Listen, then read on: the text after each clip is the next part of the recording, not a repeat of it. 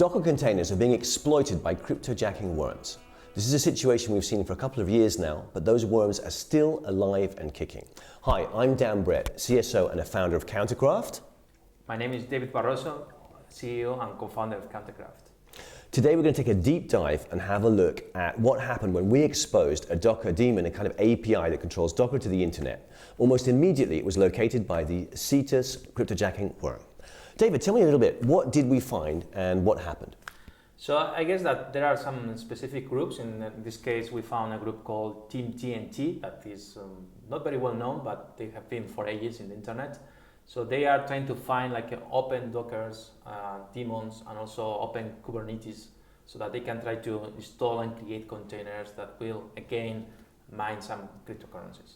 Okay, fantastic. And so, is this a common occurrence to have like your API for Docker open to the internet? No, not at all. I guess that some people perhaps do it because they want to remotely manage the containers. Okay. But you can have it secure. You can install a certificate, you can use a certificate for authentication purposes, but I think it's not very normal to have a total open Docker daemon, but we have found there are many in the internet.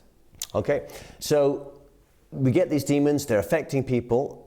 About this particular one, the TNT groups, was there anything special about how they wrote or how they named their code that you thought was interesting?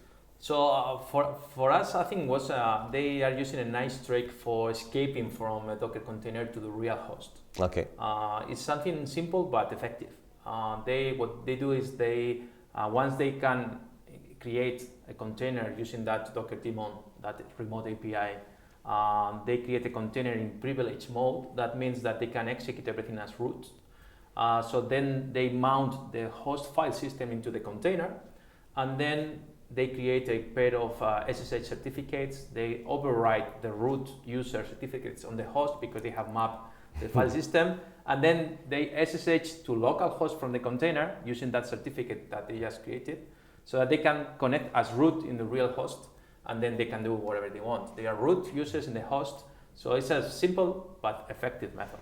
So they're kind of like switching the file systems and then taking advantage of that to kind of break outside of this controlled environment. Is that right? That's right, yeah. So it's kind of a really interesting technique, and it could be really dangerous, right? People escaping containers in an environment. Okay.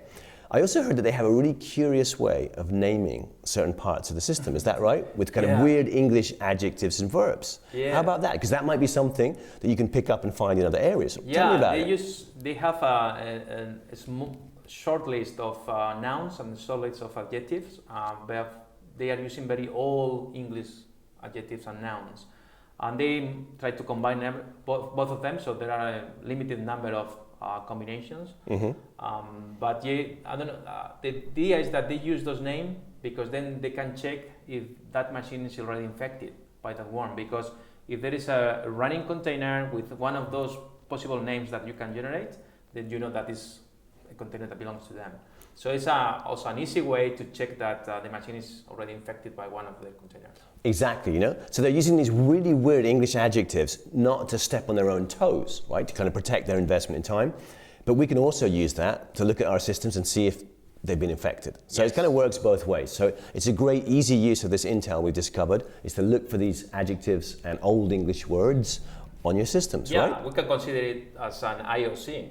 Because if we try to find those names in one of our containers, it's likely that this belongs to them. Okay, great.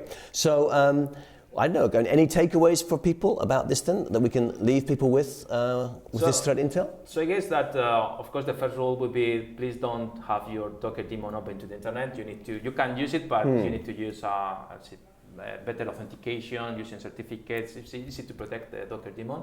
And the same with you if you are using Kubernetes.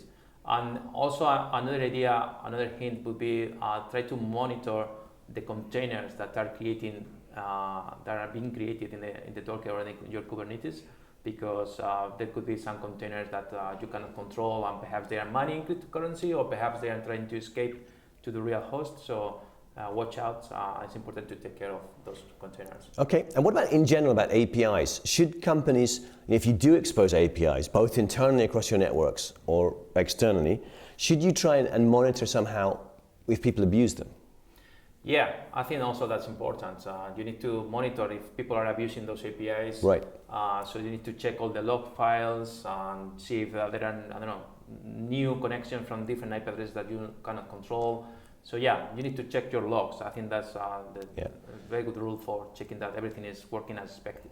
Well, I'll check the logs, and I'm saying as well that the breakout we saw isn't something you could have predicted was going to happen, right? So it's like, it's important to have, or to check your APIs, because there can be unexpected outcomes from these things. Okay, so log files is good, but also to have some kind of investigation around exactly what's happening could be really useful in the long term. That's true, yeah. And also this group, they are heavy users of Docker. They have lots of bash scripts. They have an old school IRC bot that connect to the IRC channel so that they can send commands to that bot as well. So it looks like they are into something big because they want to compromise as many machines and containers as they can, and then have like a huge botnet for the purposes. So watch out for that group. I think we'll see more stuff coming. They're coming back. Okay. Well, thanks very much for watching. Don't remember to like and subscribe if you like this threat intel content. Thanks very much, David. Thank you.